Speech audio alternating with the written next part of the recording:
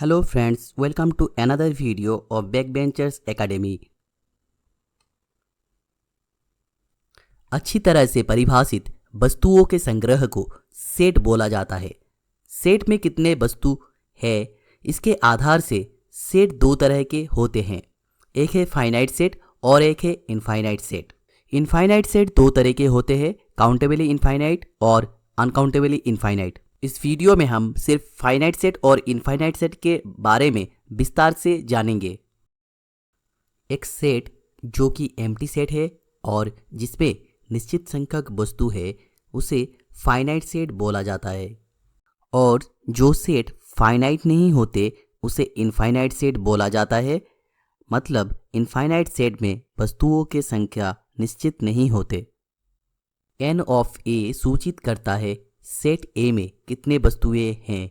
इससे हम देख सकते हैं एन ऑफ ए अगर कोई निश्चित नेचुरल नंबर है तो हम ए सेट को फाइनाइट सेट बोलेंगे, और एन ऑफ ए का कोई निश्चित वैल्यू नहीं है तो हम ए को इनफाइनाइट सेट बोलेंगे।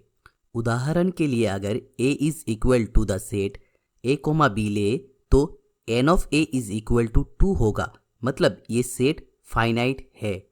और अगर हम a is equal to natural numbers का सेट को ले तो इस सेट में कितने वस्तु है ये निश्चित नहीं है, इसीलिए n of natural numbers is equal to infinite होंगे। तो set of all natural numbers एक इनफाइनाइट सेट है। n of empty set is equal to 0 क्योंकि एम्प्टी सेट में कुछ भी एलिमेंट्स नहीं है। फाइनाइट सेट क्या है ये और भी अच्छी तरह से समझने के लिए एक साल में जो मंथ्स होते हैं उसका कलेक्शन को कंसीडर करेंगे। ये है एक साल का कैलेंडर। यहाँ से हम मंथ्स को एक्सट्रैक्ट करके अगर सारे मंथ्स को कलेक्ट करके एक सेट बनाते हैं तो इसमें सिर्फ 12 एलिमेंट्स ही रहेगा, इसीलिए ये एक फाइनाइट सेट का एग्जाम्पल है। इनफाइनाइट सेट को ठीक से समझने के लिए हम लेंगे सारे सर्कल्स के कलेक्शन को जिनके सेंटर्स ओरिजिन पे है। ये है Cartesian plane, point O origin को डिनोट कर रहा है। अब आर अगर कोई एक पॉजिटिव नंबर है तो हम ओरिजिन को सेंटर करके आर रेडियस का सर्कल बना सकते हैं। ऐसे कितने पॉजिटिव नंबर्स है निश्चित नहीं है, और हर एक पॉजिटिव नंबर के लिए हमें एक सर्कल मिलेगा। मतलब ऐसे सर्कल हम जितने भी बना ले ये प्रोसेस कभी रुकने वाला है नहीं। इस वजह से ये एक इनफाइनाइट सेट है। दो सेट्स ए और बी को हम इक्वल बोलेंगे अगर इनमें सेम एलिमेंट्स रहता है और हम इसे ए इक्वल्स बी लिखेंगे।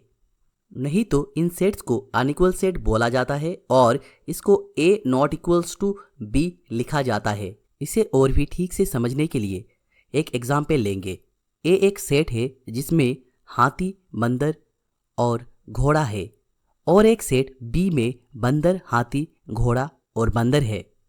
अब सेट में एलिमेंट का कोई ऑर्डर नहीं होता है। जैसे ए सेट में अगर हम बंदर के बाद हाथी फिर उसके बाद अगर घोड़ा लिखते हैं तो सेट सेम ही रहेगा।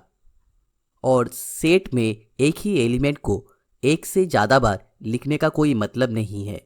एक ही एलिमेंट को एक बार से ज़्यादा बार लिखने से भी वो एक ही एलिमेंट को रिप्रेजेंट करता है। तो हम देख सकते हैं इन दोनों सेट्स में एलिमेंट्स की ऑर्डर अलग है, लेकिन दोनों सेट्स में सेम एलिमेंट्स है, तो इसीलिए ये दोनों सेट इक्वल सेट्स होंगे। Thank you for watching this video.